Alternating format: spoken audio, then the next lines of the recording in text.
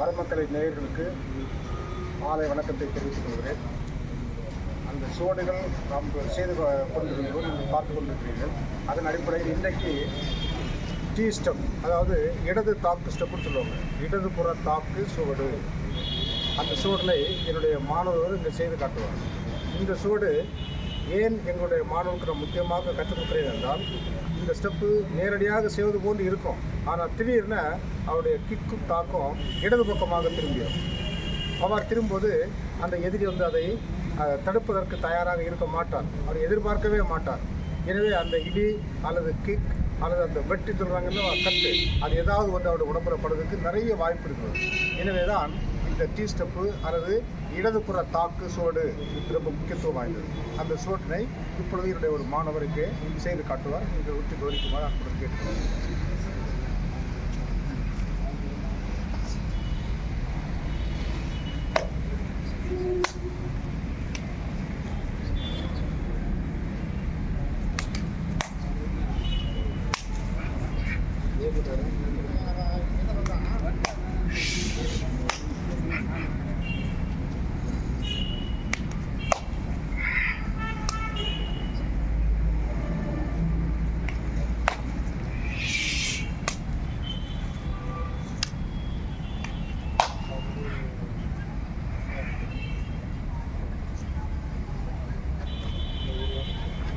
அவர் செய்ததை நீங்கள் இப்போ பார்த்துருப்பீர்கள்.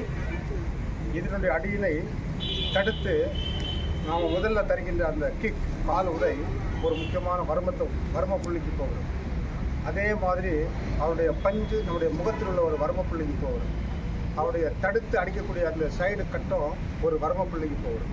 இவ்வாறு நம்ம ஒவ்வொரு சுவடையும் செய்யும்போது அந்த சுவட்டில் உள்ள அந்த கிக்கு, பஞ்சு, அடிகள் உடலுடைய எந்த வர்ம புள்ளியை தாக்கும் என்பதை அடிப்படையாக கொண்டுதான் இந்த சுவடுகள் எல்லாம் உருவாக்கப்பட்டிருக்கின்றன. உடலில் உள்ள 108 வர்ம புள்ளிகளில் இந்த வர்ம புள்ளிகளை அடிப்பதற்கு இந்த சுவடு பயன்படுகிறது, அல்லது இந்த 4 வர்மங்களை தாக்கி எதிரியை கீழே சாய்த்து விடுவதற்கு இந்த சுவடு உதவுகிறது என்பதன் அடிப்படையில் இந்த சுவடு பயிற்சிகளை மாணவர்கள் கற்றுக்கொள்கிறார்கள். அந்த வகையில் செய்த இடது பக்க பாய்ச்சல் சுவடு, அதாவது டி ஸ்டெப் என்பது ஒரு முக்கியமான சுவடு. அதனுடைய கிக்கை பார்த்தீங்கன்னா நம்முடைய வயிற்று பகுதியில் உள்ள ஒரு முக்கியமான ஒரு வர்மத்தை நோக்கி செல்கிறது. அந்த கிக் அல்லது உதை பட்டு என்றால் கண்டிப்பாக உடனே கீழே விழுந்துட வேண்டியதுதான், அதுக்கு மாற்று கருத்தே கிடையாது. அதே போல் அந்த பஞ்ச் நீங்கள் செய்த பார்த்துருப்பீங்க, ரொம்ப பவர்ஃபுல் பஞ்ச். அது நம்முடைய கழுத்து பகுதியிலையோ முகத்திலேயோ படும். கழுத்தில் பகுதியில் பட்டால் கழுத்தில் உள்ள நரம்புகள், மூளைக்கு போகக்கூடிய இரத்த குழாய்கள் எல்லாமே கட்டாயிடும். அதுபோல் மூஞ்சில் பட்டுனா எல்லா வரவும் அதில் பாதிக்கப்படும், உடனே மரணம் ஏற்படலாம், மயக்கம் ஏற்படலாம். அந்த வகையில் இந்த சோடு மிக முக்கியமான சோடு. இதை மாணவர்கள் கற்று ரொம்ப வேகமாக பவராக செய்தாங்கன்னா எதிரிகளை தாக்குவதும் சுலபம், அவர்களுடைய அடியினை தடுத்து அவர்களை கீழே மடக்குவதும் சுலபம். எனவே இதை நீங்கள் கற்றுக்கொள்ளுமாறு அன்புடன் கேட்டுக்கொள்கிறேன். இத்துடன் இந்த நிகழ்ச்சியை முடித்துக் கொள்கிறேன். இதனுடைய தொடர்ச்சியை அடுத்த வகுப்பு நான் உங்களுக்கு சொல்லித்தர இருக்கிறேன். நன்றி, வணக்கம்.